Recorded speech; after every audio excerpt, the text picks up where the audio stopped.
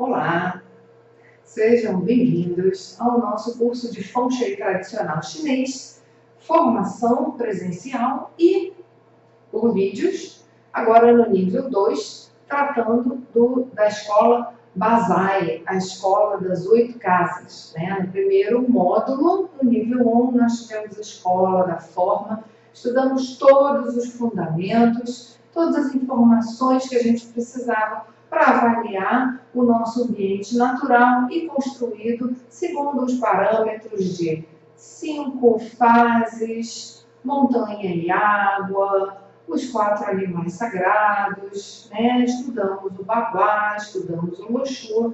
Agora nós vamos passar para um nível mais adiante, Vamos estudar a escola chamada de Bazai, escola das 8 casas.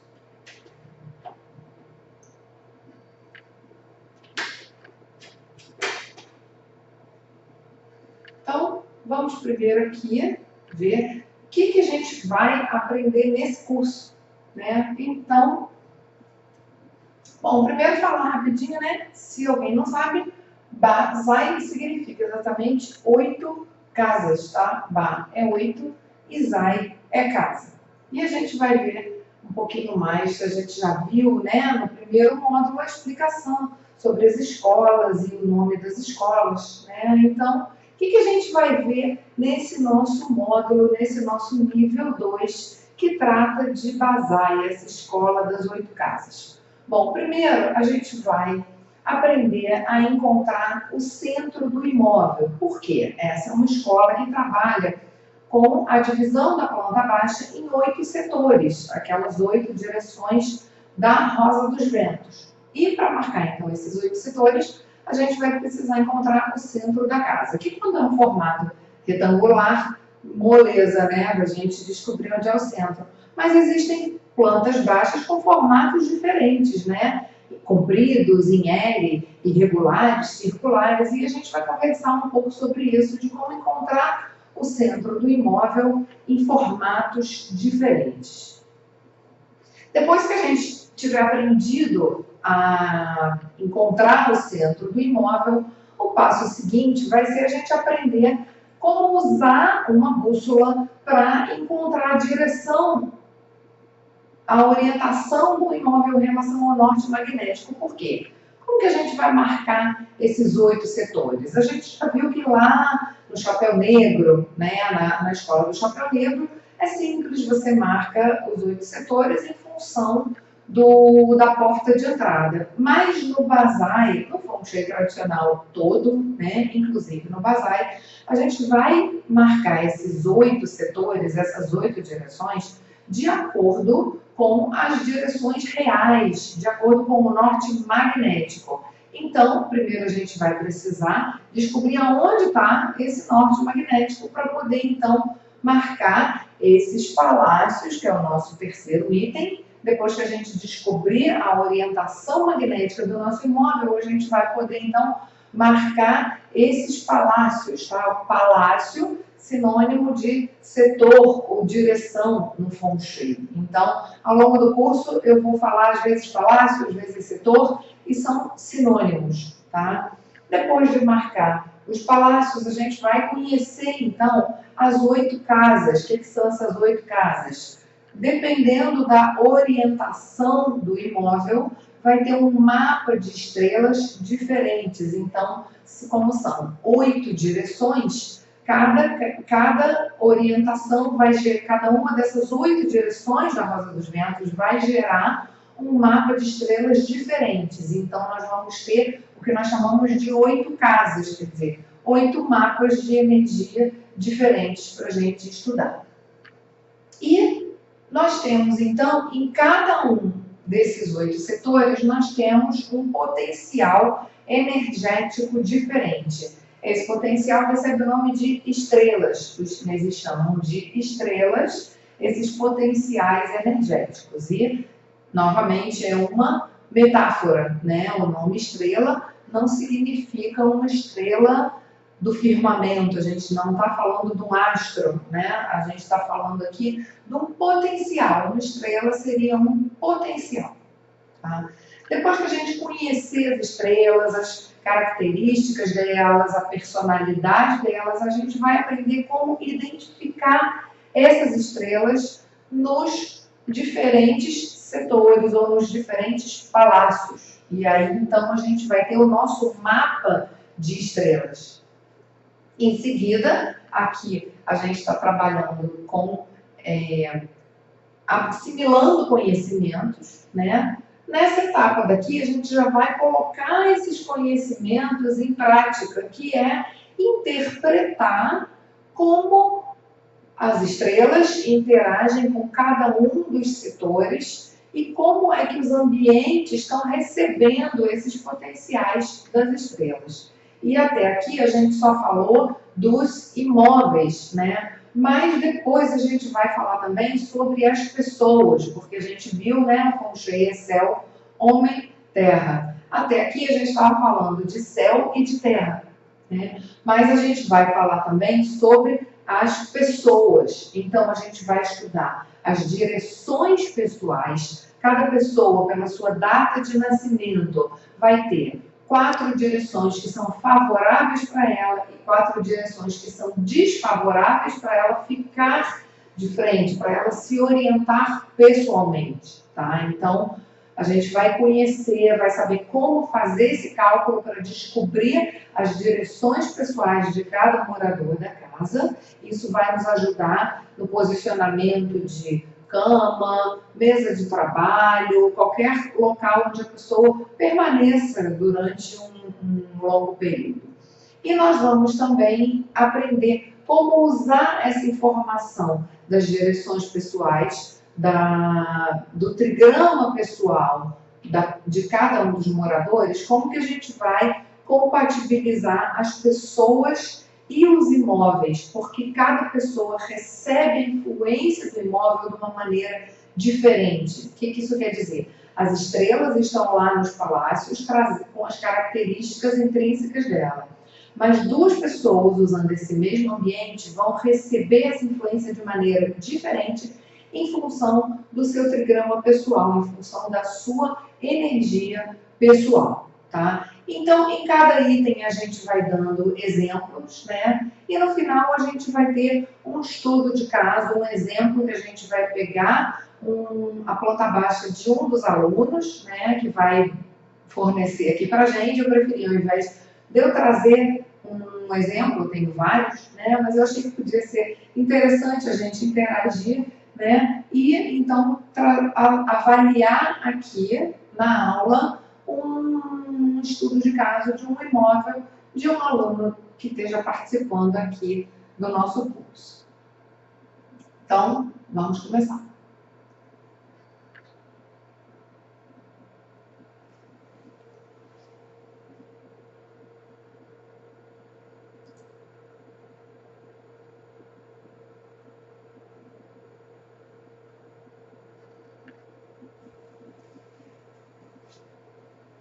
Então, primeira coisa, né, nós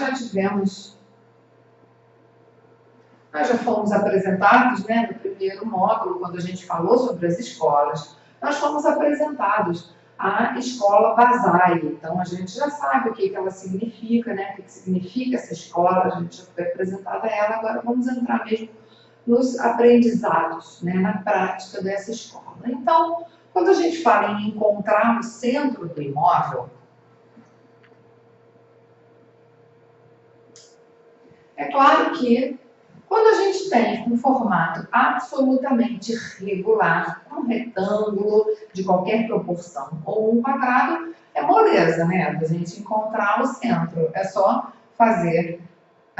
traçar as diagonais e bem no meio a gente vai ter então esse centro. Esse centro é o centro geométrico, é aquele ponto de equilíbrio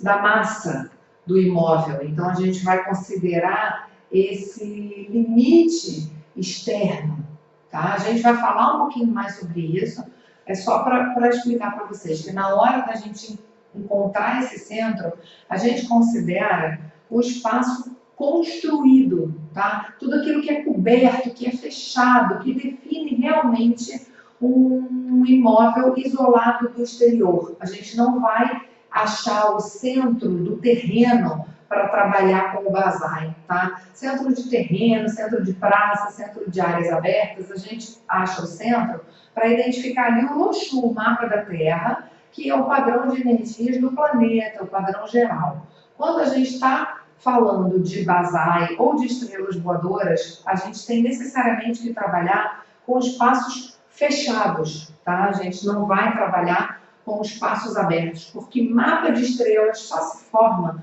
quando um imóvel se isola do exterior, quando ele é definido realmente como uma área de proteção às intempéries, tá? É o nosso abrigo. Então, essa linha, esse limite externo que está demarcado aqui, ele está falando do espaço construído, coberto e fechado.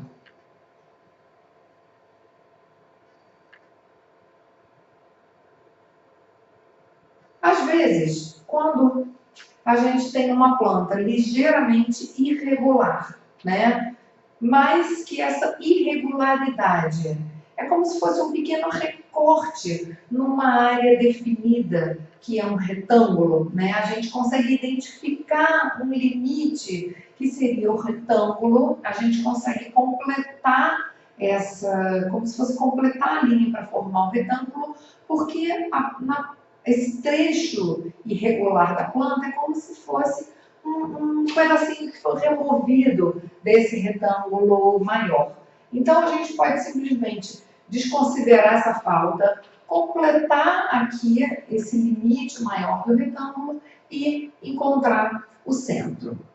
Aí a gente pode perguntar, mas qual é o limite de considerar, né, isso como uma falta? Porque a gente pode ter um formato, né, mais em L, né, um formato mais alongado, né? A gente não vai poder, nesse caso, completar aqui e chamar isso daqui de uma área faltante. Por quê? Porque essa área faltante, ela é grande demais e ela vai desequilibrar esse centro de massa do imóvel, né? Então, a gente só pode considerar a área faltante e completar quando for uma área pequena. E aí alguém pode perguntar, mas quão pequena? O que você chama de pequena? Né? O que a gente pode chamar de pequena para considerar, então, uma área faltante ou não?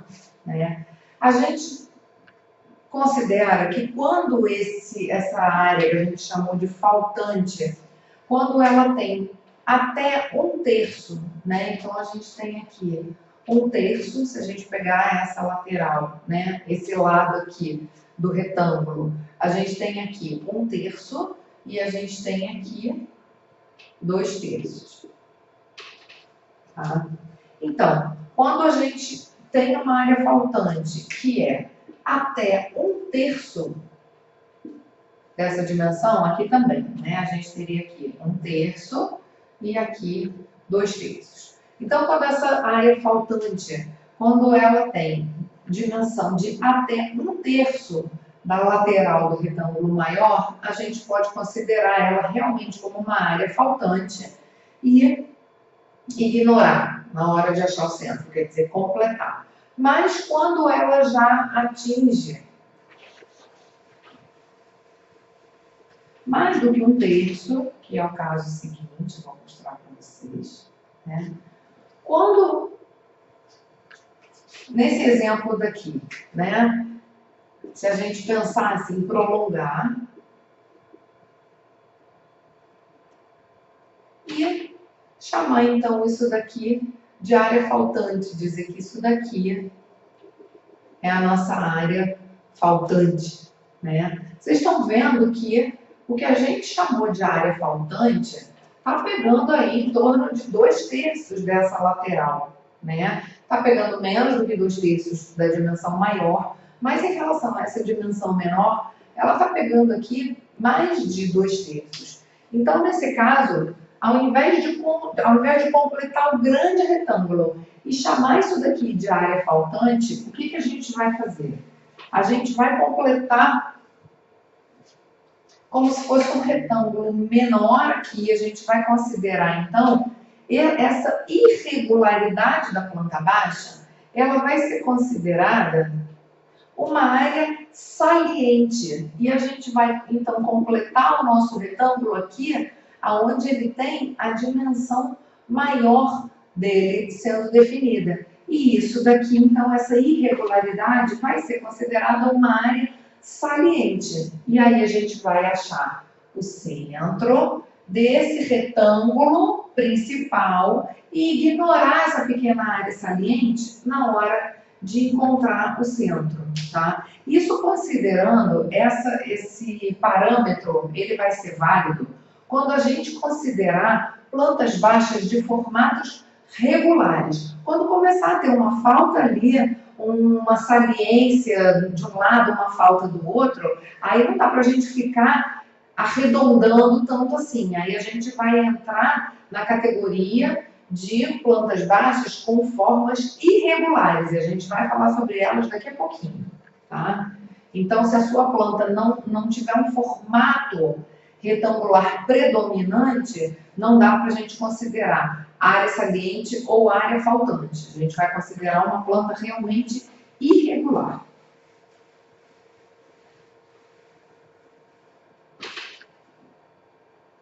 Próximo item nosso. A gente vamos falar agora, antes de falar de plantas totalmente irregulares, a gente vai falar de plantas em formato de L, porque existe uma técnica, uma maneira de calcular o centro quando a gente tem plantas em formato de L, tá? E eu vou falar para vocês o passo a passo, porque talvez dando uma olhada aí na apostila, olhando assim na sequência, vocês podem achar meio confuso, tá? Mas, vendo aqui o passo a passo com calma, a gente vai conseguir direitinho calcular esse centro.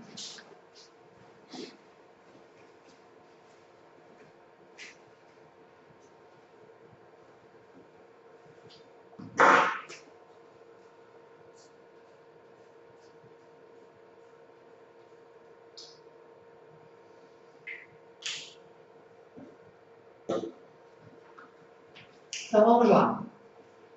Primeiro passo.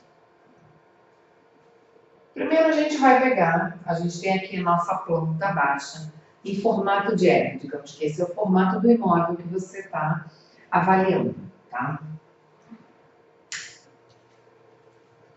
Então, você vai escolher, nós vamos dividir esse L em dois retângulos, em dois quadriláteros. Pode ser quadrado, pode ser retângulo, tá? São dois quadriláteros. Então, escolhe uma das direções para dividir. Por que escolhe uma? Porque um L a gente pode dividir prolongando uma das direções ou prolongando outra das direções. Então, é só a gente escolher uma delas. Para ficar mais fácil de acompanhar, eu vou fazer esse exemplo e se a sua planta for em L, procura colocar ela numa posição parecida com essa daqui que a gente está trabalhando para você conseguir seguir, né? Então, nesse exemplo aqui, a gente tem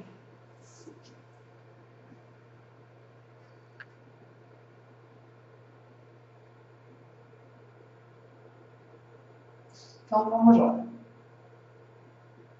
Como que a gente faz essa divisão, né? Primeiro a gente vai pegar, eu vou fazer aqui com caneta vermelha para marcar esse passo a passo. Eu escolhi fazer a divisão primeiro aqui na vertical, né? No sentido vertical, tá? Dividir aqui, então, aqui é mais ou menos um quadrado, né? E aqui um retângulo mais alongado. Achei, marquei a diagonal desse primeiro quadrilátero e achei aqui o centro dele. Depois marquei aqui as duas diagonais desse segundo quadrilátero e marquei aqui o centro dele. Tá?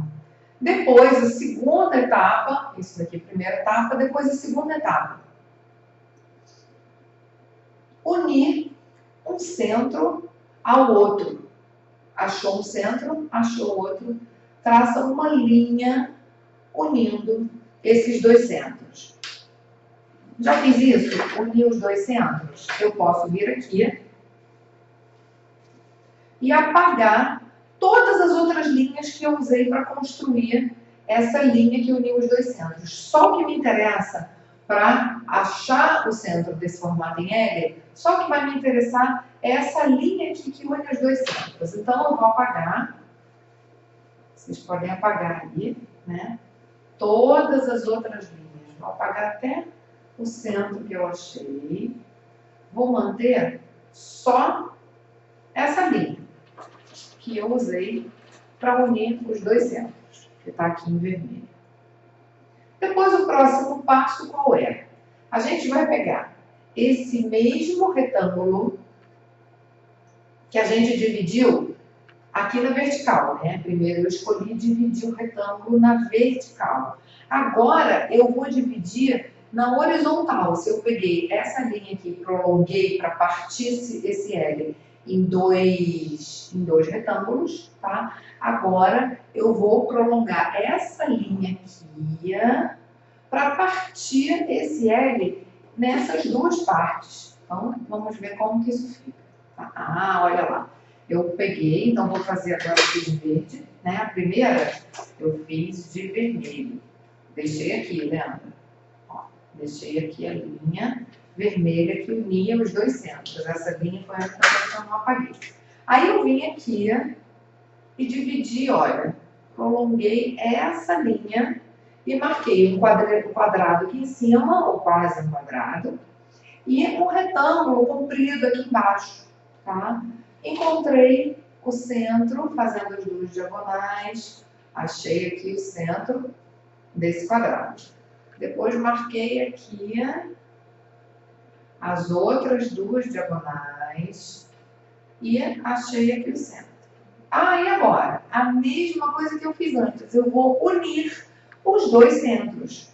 Então, vou fazer uma linha aqui, unindo os dois centros. Novamente, eu falei o quê? Que só a linha, para eu achar o centro, só a linha que une os dois centros é o que me interessa.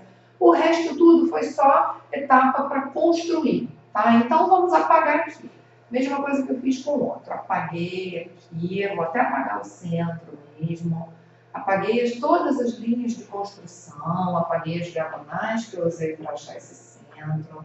Apaguei, inclusive, o centro e deixei aqui, vou até destacar ela mais forte. Deixei aqui só a linha que eu usei para construir. Então, o que sobrou aqui? Sobraram essas duas linhas que eu usei para marcar o centro. Aonde essas duas linhas se encontram, aonde elas duas se cruzam, esse vai ser o centro do meu imóvel. Exatamente ali, nesse ponto, tá? Aí as linhas já não me interessam mais. Todas as linhas que a gente usar para construir esse centro, todas as linhas que a gente fizer no desenho, na planta baixa, para encontrar o centro, a gente apaga todas elas depois. Por quê? Se a gente deixar um monte de diagonal, um monte de linha, na hora que a gente for desenhar as linhas que dividem os setores, a gente pode se confundir, pode embaralhar e confundir uma dessas linhas que marcou o centro com a linha que está marcando a direção dos palácios, e aí a gente pode acabar traçando errado, tá? Não subestimem a chance da gente se confundir e errar, porque são muitos passos, não são difíceis, mas são muitos passos, e tudo que tem, assim, muitas etapas, a gente pode acabar se dispersando no meio, tá? Então, depois que achou o centro, apaguem todas as linhas e deixem só a bolinha que está marcando o centro do imóvel.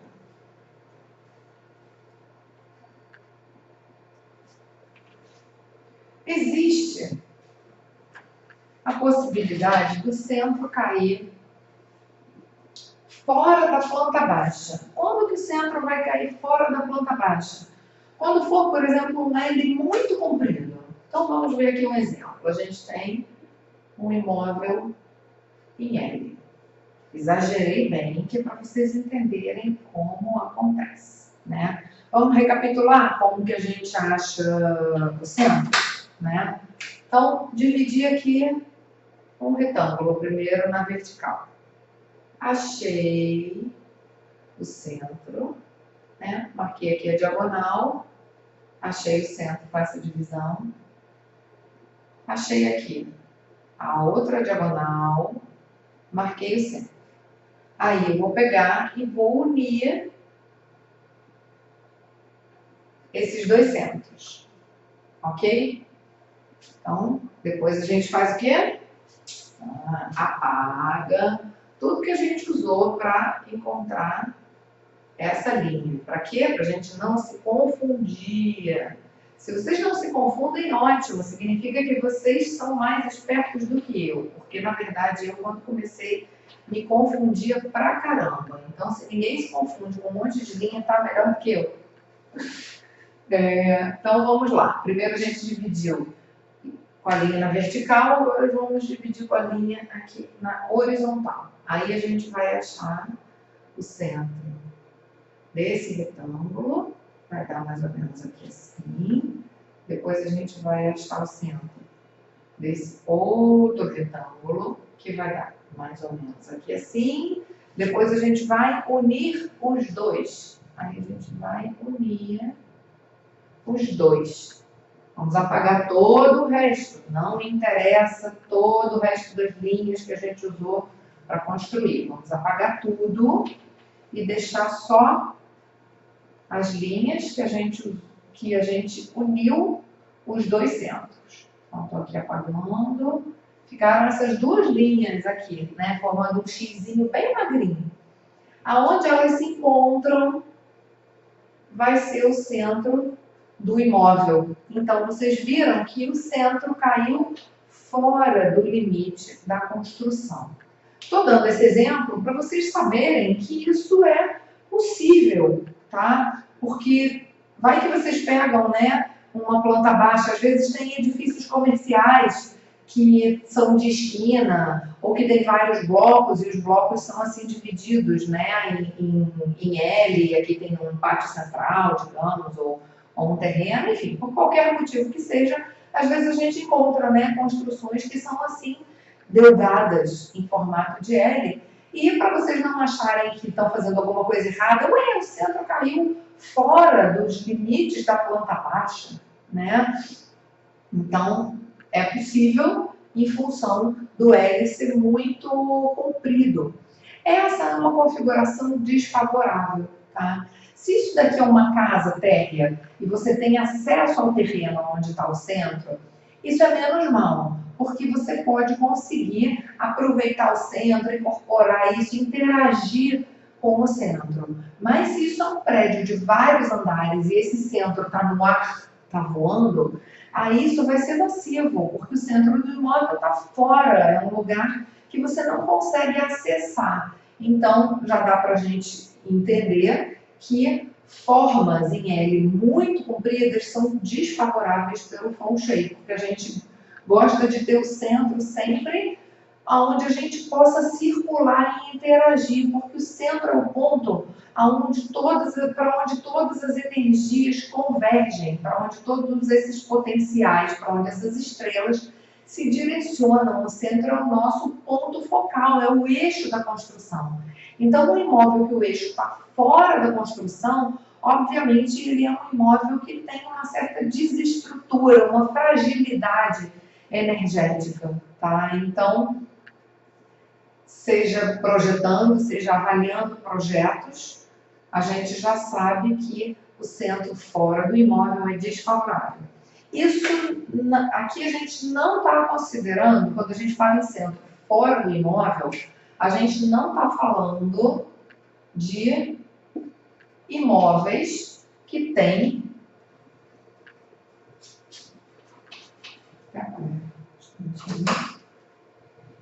a gente não está falando de imóveis que têm um pátio central, tá? O pátio central, ele é favorável, porque ele se enquadra, né, no primeiro caso que eu mencionei. Quando você tem construção ao redor e você tem um pátio central no meio, para encontrar o centro, você vai encontrar da maneira normal. Você vai achar esse limite, essa periferia da construção, e o centro vai estar aqui, então, no meio do pátio central. Ah, mas ele não tem nenhuma construção. Mas o pátio central, ele não está permitindo que o Ti de todas as direções se encontre aqui no meio. Ele não está permitindo que as estrelas que circulam, que vêm das 8 direções, se combinem no centro e passeiem entre os palácios? Sim. O pátio central, ele está permitindo isso. Então, na verdade, o pátio central, ele é até uma configuração desejável. Por quê? Ele vai evitar qualquer tipo de bloqueio. O centro, ele é um ponto crucial na construção, né? Dá para imaginar, se é para ali que convergem todas as energias. E é muito importante, a gente comentou, né, já no primeiro módulo, que o centro do imóvel, o ideal é que seja livre, né? Que as pessoas consigam circular por esse centro.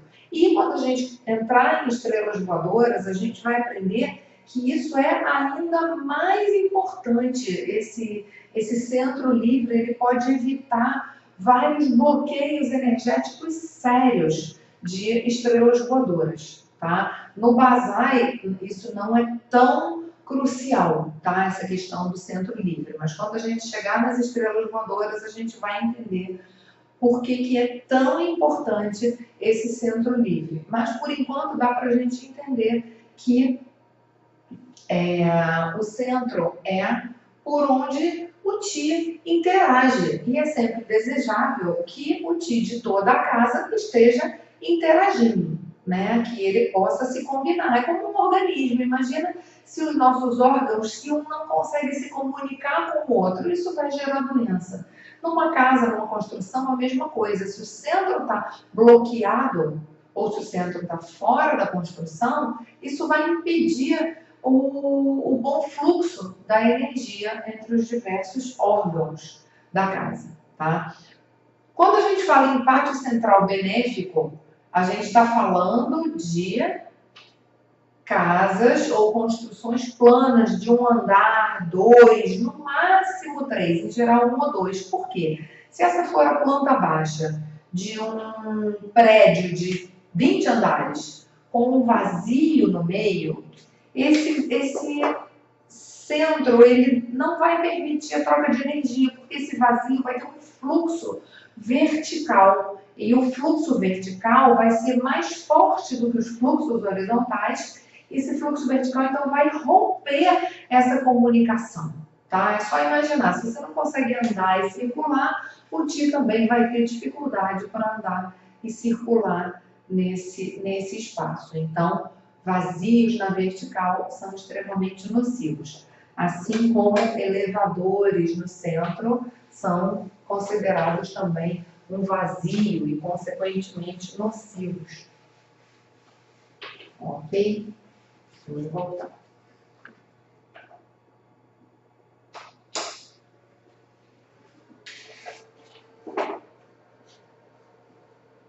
Então, vimos o centro fora da planta. Agora a gente vai ver dois volumes separados, tá? Existem construções.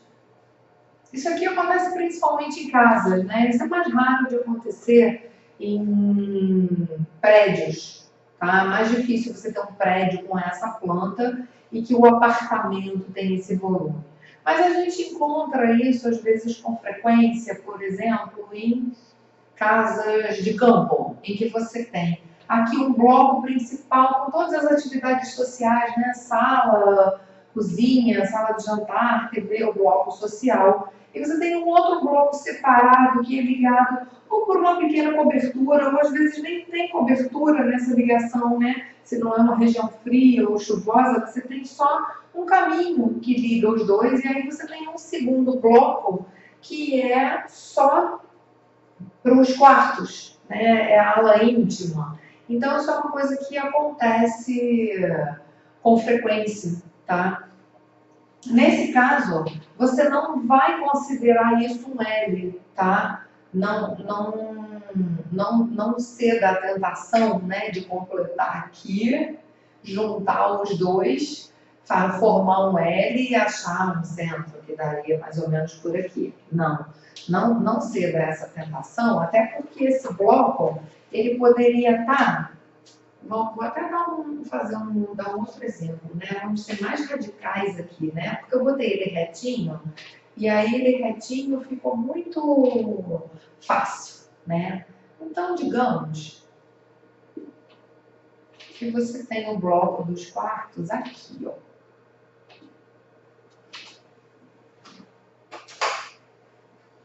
Então, vamos considerar, né, que a gente tem aqui um bloco, a nossa entrada principal está aqui, né?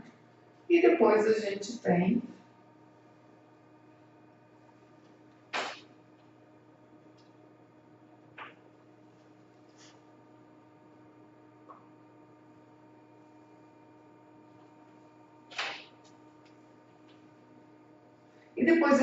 um outro bloco aqui. Então, digamos que aqui é o bloco social e aqui é o bloco íntimo, né, dos quartos.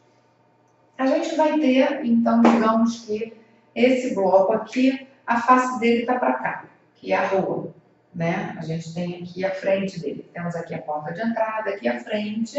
A gente vai considerar dois volumes separados, porque não tem como a gente unir e achar uma única face. Então, a gente vai achar a diagonal desse bloco e aqui a gente vai ter o centro dele.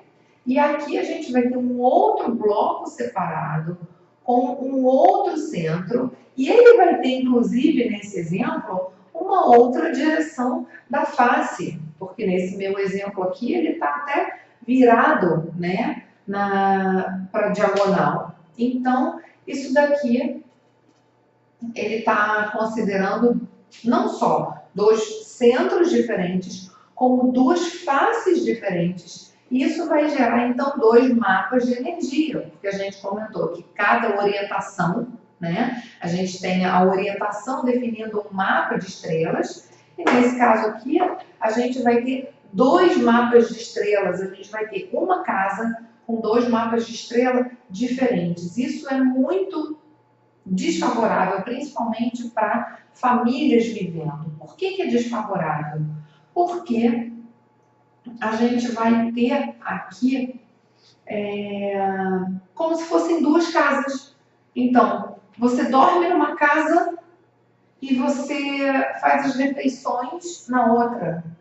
E enquanto uma pessoa está usando uma casa, a outra pessoa está usando outra. Isso causa um afastamento na família, causa uma divergência. É muito comum a gente encontrar, por exemplo, divórcios ou filhos que saem de casa cedo, ou se não tem uma separação, mas um certo afastamento, um certo descompasso. A família não tem união, tá? Isso causa desunião na família, tá? Então, pode existir isso, é uma casa, mas tem duas faces diferentes, tá? E isso é extremamente desfavorável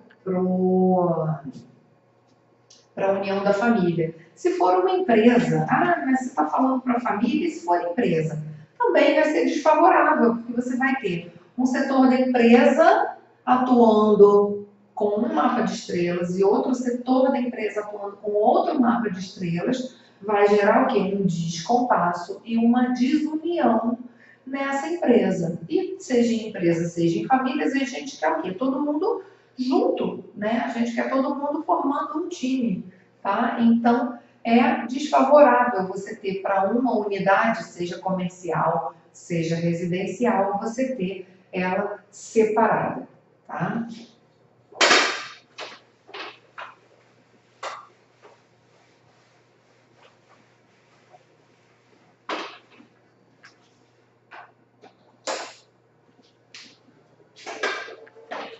E agora? O que a gente vai ver agora? Além de dois volumes separados, qual é a próxima questão? Não. Então, apaga de novo. Não tem aqui, né? Então, eu vou falar. Quando a gente tem o volume totalmente irregular. Eu já tive um caso de um cliente que o prédio era octogonal, o prédio tinha 8 faces, né? Então a gente tinha aqui o prédio.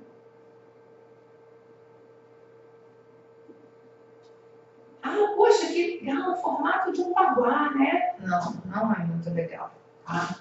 Poderia ser legal se a gente tivesse cada unidade ocupando uma das faces, mas a divisão não era feita dessa maneira. A gente tinha cada unidade ocupando uma quina. Nossa, que esquisito. É, esquisito mesmo, tá?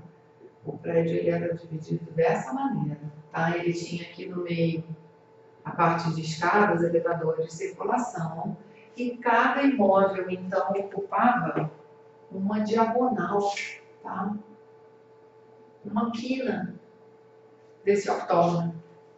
Então, como que era a planta baixa? Dá para imaginar aqui, né? Você tem várias coisas diferentes. Então, como que era a planta baixa? E ela ainda tinha alguns recortes. Não era só essa figura não era só esse pentágono, não era se fosse um pentágono regular, a gente podia ter dificuldade para encontrar a face, né? Mas a gente ia poder encontrar o centro com facilidade. Mas ele era um pouco mais complicado do que isso, né? Deixa eu tentar lembrar como que era essa planta. A gente tinha aqui a porta de entrada. Logo depois da porta de entrada vinha aqui uma diagonal que tinha a cozinha. Depois um pedaço da área de serviço. Aqui, assim. Mais ou menos isso, tá? Então, não vou fazer divisão interna, não, que acho que ainda fica mais... Aí eu vou me complicar, tá? Eu sei que a gente tinha aqui a sala, ele era um pouco mais quadrado, ele não era tão comprido assim, não, mas aqui já tem um bom tempo, né? Esse cliente. Então, o que ele tinha aqui? Vou tentar botar ele um pouco mais quadradinho, porque fica mais parecido com o que tinha lá, né?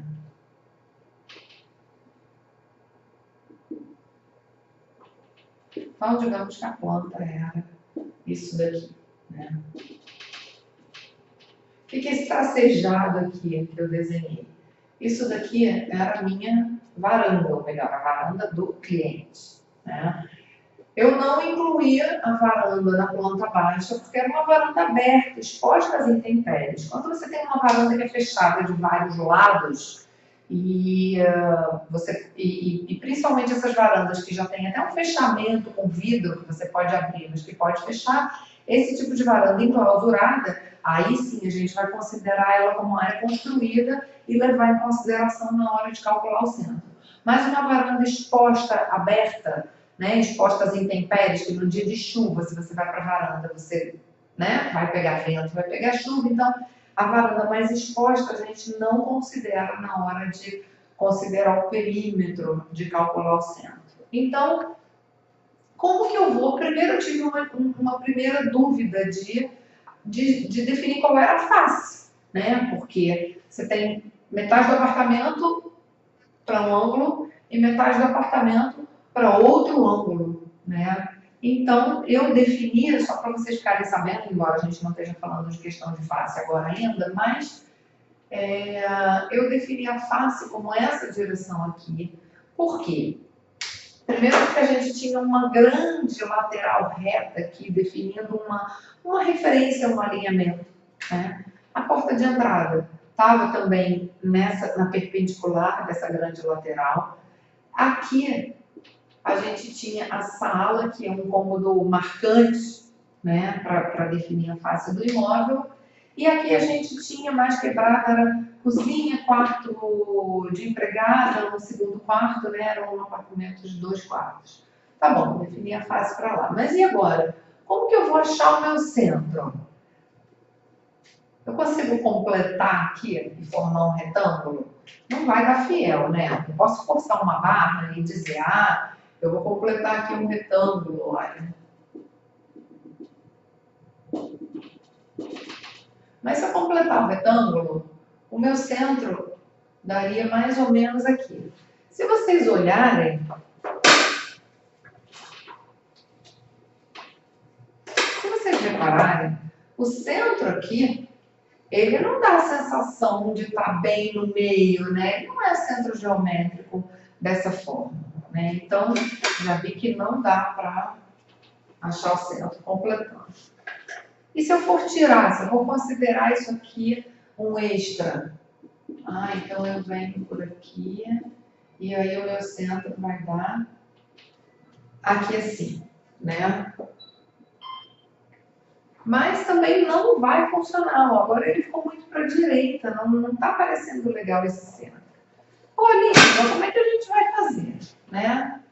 Bom, hoje em dia existem duas maneiras que a gente pode achar esse centro usando a tecnologia, usando os computadores. Primeiro quem for arquiteto, que souber trabalhar com AutoCAD. Se você não é arquiteto e não trabalha com AutoCAD, não pense em aprender, tá? Porque é muito complexo, não vale a pena aprender AutoCAD só para fazer planta baixa para o Feng Shui, não vale a pena, tá? Mas quem for arquiteto e souber trabalhar com o centro, as versões mais novas do AutoCAD, elas já marcam automaticamente o centro de formas irregulares, tá? Como que você vai fazer? É só você desenhar uma polilinha no perímetro, tá? E quando você clicar nessa polilinha, ele vai mostrar esse centro que ele chama de centroide, tá? E naquelas ferramentas de referência de endpoint, midpoint, né? Que eu uso o AutoCAD em inglês, então tem gente que usa em português, né? Mas a maioria usa em inglês. Mas aquelas ferramentas de seleção que você pega o meio, a extremidade. Quando você tem uma polilinha, um daqueles guias de referência de seleção é o centroide, tá? E aí você consegue identificar exatamente o centro. Uma outra maneira de você encontrar o centro é um software chamado 4Pillars. 4 de 4, Pillars de pilar, tá? Pilares.net, tá? 4pillars.net. O programa está lá nesse site. Ele é um programa de astrologia chinesa dos 4 pilares, mas que ele também tem um módulo de Feng Shui. E nesse programa, nesse módulo de Feng Shui, tem uma função de planta baixa, que você pode importar a imagem dessa planta baixa escaneada, por exemplo, se o seu cliente te forneceu uma planta baixa escaneada, ou te forneceu a planta, você escaneou, né? Você importa a imagem para o software, você marca as formas geométricas, clica um botão e ele te dá o centro. Na verdade, ele faz mais do que isso, ele dá o centro e ele marca os palácios também, se você souber qual é a direção e preencher lá nos dados do programa o ângulo da face, ele já te dá a marcação dos palácios também. A gente vai falar mais sobre isso, tá? Depois eu vou fazer uma demonstração para vocês desse programinha, tá? Mas é só para vocês saberem que existe esse programa, 4pillars.net, e ele tem um preço bem razoável e ele tem um preço diferenciado para América Latina, tá? O preço principal que está lá no site é 1, tá? Porque ele é em dólares, mas se vocês buscarem lá informação para América Latina, né, o preço diferenciado conforme o país, né, tem um desconto para quem for brasileiro. Mas e aí? Mas quem não trabalha com tecnologia? Aline, eu não vou comprar o programa agora, ou então ainda não comprei, não trabalho com AutoCAD, o que eu vou fazer? Existe uma maneira mecânica da gente encontrar esse centro, que qual é? Você imprime a sua planta baixa numa folha de papel. Aí você pega um papelão. Não pega um papel muito fino, não. Tem que ser, pode ser, sabe como é que é bom aquele papelão de caixa de mudança, né? Que ele é bem durinho. Ou então um papel cartão grosso, mas ele tem que se sustentar, tá? Aí você cola a planta baixa nesse papelão. Aí você vem e recorta o papelão no formato da planta baixa. Então você vai ficar como se fosse uma maquetezinha, né? Você vai colar o papel onde você imprimiu a planta baixa, você vai colar no papelão e depois você vai recortar tudo junto, vai recortar o papelão, tudo, tá? Aí, depois que estiver recortado, o que você vai fazer? Você vai pegar, digamos que isso aqui é minha planta baixa recortada, né? Tem aqui minha planta baixa recortada. Já no papelão. Um exemplo, né? Eu vou pegar um lápis, eu gosto de trabalhar com lápis, tá? Porque a caneta vai ficar manchando tudo, né? Você pega um lápis e aí você vai apoiar a sua planta baixa na ponta desse lápis até que ela se equilibre, tá? Ele vai ficar balançando. Opa, equilibrou. Se equilibrou, é o centro geométrico. O centro geométrico é o centro de equilíbrio. Então, se a planta ficou equilibrada direitinho naquele ponto, o que você faz? Pega o lápis e marca ele, tá? Faz assim. Aí você marcou o centro. Mas olha só o que eu fiz. Minha planta está desenhada desse lado, eu marquei no verso da planta. Não foi muito inteligente. Agora eu vou fazer o quê? Eu vou fazer um furo para marcar. Não, então, ó, é mais inteligente. Na hora que for marcar o centro, se esse aqui é minha planta desenhada, equilibra já com a planta virada para baixo. Por quê? Porque aí quando você for marcar com o lápis, né? Quando você vier aqui para marcar com o lápis, você já vai marcar na direção de cima. E a partir daí, ou você pode, né? Aí você descobre o seu centro, tá? Então, essa é uma maneira que viabiliza a gente encontrar o centro de plantas baixas com formatos muito irregulares, que a gente não consiga definir geometricamente. E como vocês imaginam que é o feng shui de uma planta assim tão irregular? Tudo que fica confuso e difícil de definir, já dá para a gente imaginar que o Qi também vai ficar confuso e difícil de definir. Então, o ideal para aconselhar o seu cliente é o quê? Que a gente evite imóveis com plantas muito irregulares, porque a distribuição do Qi também vai ser muito confusa. É interessante que o casal, foi um casal que se casou e foi morar nesse apartamento. Eles não conseguiram ficar muito tempo aí, eles ficaram um pouquinho tempo e logo se mudaram e foram para outro imóvel, porque eles não gostaram, acharam realmente que era... eles não sabem se expressar e dizer o Qi é muito confuso, mas eles não gostaram do estilo de vida, não gostaram de viver ali e logo se mudaram para outro lugar.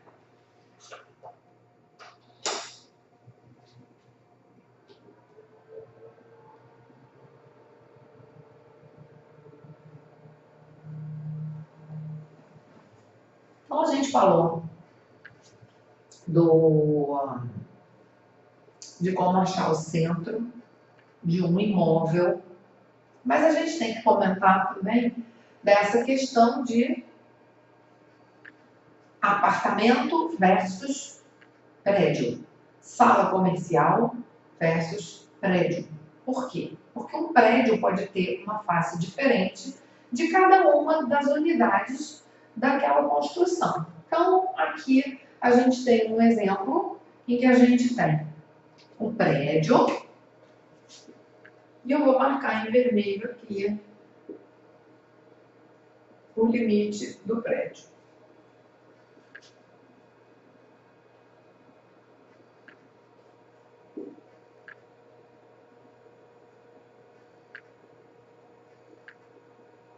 Tá? Então, a gente tem esse limite do prédio, a gente tem aqui a rua, a gente tem aqui o acesso, né, ao prédio. Então, é fácil a gente identificar que a face do prédio é aqui, na direção da rua. Mas, dentro desse prédio, a gente tem diferentes unidades. Então, a gente tem um apartamento aqui. A gente tem outro apartamento aqui. Mais 2 apartamentos aqui. Cada apartamento vai ter o seu próprio centro e a sua própria face. Assim como o prédio, o centro do prédio vai ser aqui assim. E o prédio vai ter o seu próprio mapa de estrelas, né? E cada apartamento vai ter o seu próprio centro e a sua própria face, tá? Por quê? Um apartamento, ele é uma unidade autônoma. Em arquitetura existe esse termo, né? Unidades autônomas. Um apartamento é uma unidade autônoma. Você consegue viver nele e fazer todas as suas atividades. Você consegue comer, você consegue tomar banho, você consegue dormir, você consegue fazer tudo o que você precisa na sua unidade. Você não precisa do prédio para nada. Não estou falando assim de levar o lixo lá fora e etc. Ah, não, no meu caso a lavanderia é no prédio, enfim. Embora você possa fazer atividades extras no prédio, mas cada apartamento é uma unidade autônoma. A mesma coisa com prédios comerciais, tá? Você tem uma sala comercial, você pode realizar todas as atividades da sua empresa naquela sala comercial, né? Você tem ali a copa, você tem o banheiro e você usa aquela sala comercial, então ela é uma unidade independente, ela é sua. Seja comprada, seja alugada, mas é a sua unidade que você pode fechar e ninguém entra. Então, se você fecha e ela é sua, ela é uma unidade autônoma, tá? Não, a gente não vai achar um centro, um mapa de estrelas, por exemplo, para aquelas baias. Ah, é uma empresa que tem uma grande planta baixa, né? Ocupa um andar inteiro e você tem a sala da diretoria, a sala de reuniões. A gente não vai calcular um mapa de estrelas para cada uma das salinhas que estão dentro dessa planta do andar inteiro, não. A unidade autônoma é a sede da empresa, tá? Ou é essa grande sala que a empresa ocupa, tá? Mas, no caso do apartamento, vamos ver aqui um exemplo. Esse apartamento aqui, que está de frente para a rua, ele vai ter a face dele coincidindo com a face do prédio. Esse aqui que está do lado também vai estar coincidindo a face do prédio. Mas esse apartamento aqui? Esse apartamento, ele está com a face para os fundos do prédio. Ele está com a face dele oposta à entrada do prédio. Então, esse apartamento, ele vai ter uma face diferente. A mesma coisa o apartamento que está do lado. Vai ter a face para trás. E se a gente tivesse, digamos que além desses, digamos que a gente tivesse aqui um apartamento na lateral do prédio. No nosso exemplo não tem, mas digamos que tivesse, né? Uma outra unidade aqui. Essa unidade teria face, se todas as janelas dessa unidade forem para a lateral, então a gente teria a face para a lateral do prédio, tá? Se aqui fosse simétrico, a mesma coisa. Então, a gente pode ter unidades com faces diferentes entre si e diferentes da face do prédio, tá? O feng shui do prédio como um todo vai influenciar cada apartamento que está inserido nele? Sim, vai influenciar, mas numa escala menor. Vai influenciar no sentido de que a estrela que entrar pela portaria do prédio e a pessoa carregar até o apartamento vai ser uma influência, mas não tanto a influência de cada palácio em separado, tá? Os imóveis não... A gente não vai trabalhar sobre as estrelas do prédio dentro do nosso imóvel. A gente só vai avaliar quais são as estrelas que chegam até ele por essa circulação comum, tá?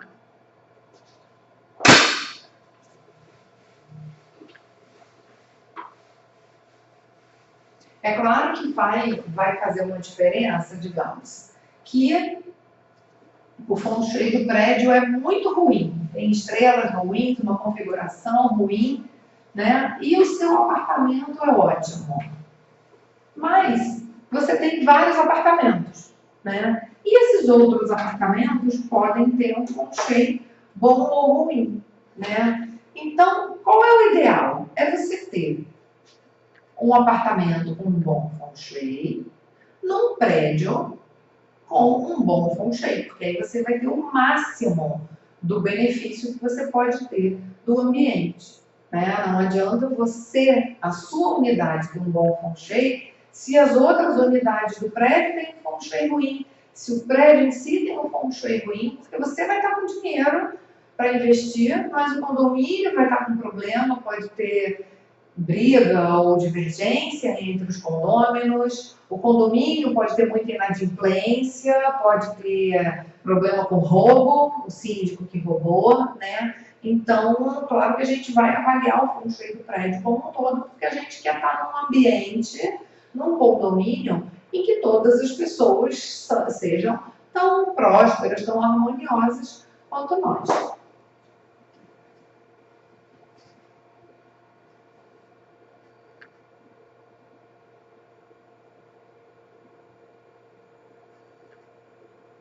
E então, revisando essa questão do que define a face, né? Muitas pessoas ficam com dúvida achando que o que define a face é a porta de entrada. Isso é um equívoco muito comum, que ele vem da popularidade do chapéu negro, né? Dessa escola do chapéu negro. Por quê? O chapéu negro usa como referência a porta de entrada. Tá? E também alguns mestres de feng shui de algumas escolas também usam como referência do próprio Basai a porta de entrada. Tá? Mas a gente não usa. Mais adiante, conforme eu explicar para vocês um pouco mais das estrelas e do cálculo do mapa, quando a gente avançar, vocês vão entender melhor por que a gente não considera a porta de entrada como a referência para definir a face do nosso imóvel. O que a gente usa para definir a face do imóvel? A gente usa lado yin e lado yang. Então, a face do nosso imóvel vai ser o lado mais yang. E o que vai definir esse lado mais yang? Né? Vai ser, o lado mais yang é o lado com mais janelas. Por quê? Yang, movimento, né? Quanto mais janelas, esse é um dos fatores. A gente tem parâmetros, não tem regras, tá? Lembrando que no feng shui quase sempre a gente trabalha com parâmetros e não com regras, tá? Então, a gente tem o primeiro parâmetro que a gente vai considerar na hora de encontrar a face de um imóvel, tá? Lado com mais janelas. Vamos isolar uma dessas unidades aqui, né? Então, aqui a gente tem a janela da sala, que é um cômodo yang, porque é um cômodo dinâmico, né? A gente tem a janela do quarto, que dá para essa direção também. A gente tem uma janela menor do outro quarto, que dá para a direção oposta, e uma janelinha pequena aqui da área de serviço, tá? Então, em termos de janela, de abertura de janelas, por onde entra luz e vento, que são fatores yang, a gente tem mais janelas desse lado, né? E menos janelas desse. Então, janela está vencendo esse lado como lado yang, tá? E na distribuição interna, espaços vazios são yang, paredes são montanhas, são yin. Então, vamos olhar o peso de paredes e espaços vazios na nossa planta baixa? Aqui da metade para trás, que a gente já está chamando de trás, né, que seria o nosso fundo, né? Da metade para trás, a gente tem um monte de paredes, um monte de divisões, tá vendo? Um monte de divisõezinhas aqui, no que seria a parte de trás do imóvel. Na parte da frente, na metade da frente, a gente só tem praticamente uma parede, que é a que divide o quarto da sala. Então, nessa metade da frente, que a gente já está chamando de frente, mas se a gente ainda não soubesse, né, que é a frente. Nessa metade aqui do imóvel, onde tem mais janelas, a gente também tem os cômodos mais amplos, então vazio e yang. E nessa outra metade aqui do apartamento, a gente tem cômodos divididos, a gente tem espaços menores que o Tito não circula com tanta liberdade, e a gente tem paredes. Paredes são yin, são montanhas. Então, a gente percebe claramente que a gente tem um lado mais yang e um lado mais yin. Então, a gente já tem dois fatores que determinam para a gente, né, que esse é o lado mais yang e esse é o lado mais yin. A gente também vai considerar o uso que se faz, né? A sala é um local yang, o quarto, em princípio, é um local yin, mas nesse caso a gente tem quarto de um lado e quarto do outro. Então, a atividade não está tão marcante, porque na cozinha a gente também tem atividade, tá? Mas a atividade também poderia ser um parâmetro para a definição do yin e do yang de algum imóvel, tá? A face do prédio tem um peso para definir a face do apartamento? Sim, não é determinante, mas tem um peso. Como que isso faria diferença? Se você tem um apartamento de quina do prédio e que ele tem o mesmo número de janelas, digamos que essa unidade aqui, ela tem 2 janelas para esse lado e 2 janelas para frente do prédio. E que a gente tem uma distribuição mais ou menos igual de paredes internas para um lado e para o outro. Aí a gente vai ficar na dúvida, poxa, mas olha só, tem 2 janelas para a lateral e 2 janelas para frente. Então, está equilibrado em termos de yin yang, um lado e outro, né? Então, o que vai definir minha face? Se um desses lados é a frente da rua, esse yang da rua, em movimento de carro, circulação, em geral, você tem mais espaço livre para frente da rua, tá? Então, essa frente da rua vai puxar o yang para cá, tá? Esse tópico de face do imóvel, ele gera muitas dúvidas, tá? Não se preocupem se com essa minha explicação vocês ainda ficarem com muitas dúvidas. É normal, tá? Porque não tem regra, não tem fórmula, tem parâmetros. Então, o que eu vou dizer para vocês? Eu vou dizer que coloquem lá no fórum. Ficou com dúvida? Meu apartamento é diferente, eu estou na dúvida. O apartamento do meu cliente é diferente, eu estou na dúvida. Coloca a dúvida lá no fórum. Anexa a planta baixa, que dá para anexar a planta baixa no fórum, só toma cuidado que tem que ser até 1 mega, tá? Não tem um limite no fórum de tamanho, então dá uma reduzida. Lá mesmo no espaço do aluno tem as instruções direitinhas, dá uma olhada nas instruções do espaço do aluno, como que você pode criar imagens com tamanho reduzido para não saturar, não pesar demais os arquivos no nosso fórum, tá? Tem todas as instruções, todo passo a passo lá. Então, ficou com dúvida aqui? Vai lá, coloca a sua dúvida no fórum, coloca a sua planta baixa, que a gente vai debater junto e chegar a uma conclusão de qual é a face do seu imóvel, tá?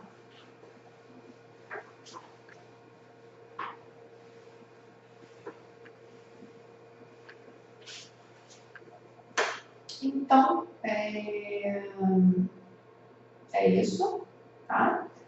Deixa eu ver se tem mais alguma coisa em termos de face. Eu acho que não, tá bom? Então, agora a gente definiu, né?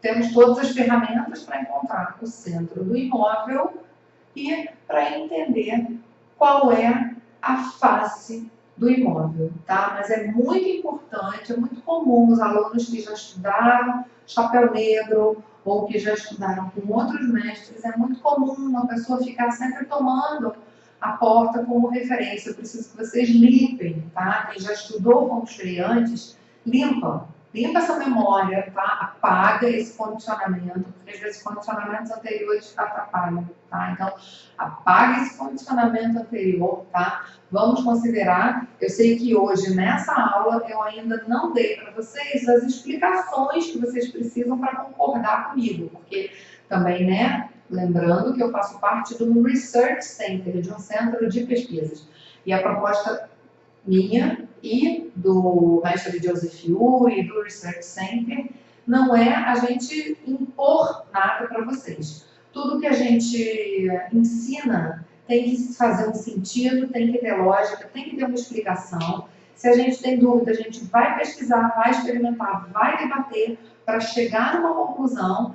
Então, é essa conclusão que a gente passa para vocês, tá? Então, essa questão da gente usar o lado mais yang para definir a face do imóvel, ele já foi debatido, ele já foi trabalhado, tá? Eu não vou comentar aqui nessa aula, porque vocês ainda não têm o conhecimento necessário para entender esse raciocínio que levou a essa conclusão, tá? Mas conforme nesse módulo mesmo, tá? Nesse curso do Bazai, conforme eu explicar para vocês um pouco melhor como calcular um mapa de estrelas, aí eu vou poder explicar para vocês por que a gente não usa a porta de entrada como referência. Então, por favor, a gente já teve muitos alunos com dificuldade nesse aspecto, porque eles já vinham com esse condicionamento de tomar a porta de entrada como referência. Ficavam sempre, eu vou com a bússola na porta de entrada para medir. Não é a porta de entrada, é o lado mais yang. Não, mas a direção da porta de entrada, não tem direção da porta de entrada nesse caso, tá? Então, na verdade, existem técnicas avançadas, técnicas complementares do Feng Shui tradicional, que a gente nem vai aprender nesse Feng Shui fundamental, tá? São técnicas que a gente aprende em cursos, seriam cursos de pós-graduação em Feng Shui, né? Técnicas avançadas que a gente usa, que vão ser, então, usadas para... Nessas técnicas avançadas, a gente usa a direção da porta, mas é só para ver a qualidade da energia específica que vem para a porta. Essas técnicas não são usadas para calcular o mapa de estrelas do imóvel inteiro. São técnicas usadas especificamente para ver qual é o tipo de energia particular que entra pela porta de entrada em função da direção dela. Tá? Mas sempre que a gente trabalha em termos de mapa de estrelas de um imóvel, a gente vai considerar o lado yin e o lado yang. Então, por enquanto, tenham um pouquinho de paciência, que mais para frente, algumas aulas para frente, eu vou explicar para vocês o porquê dessa escolha, tá bom? E qualquer dúvida, está lá o fórum à disposição de vocês. A gente se vê na próxima aula.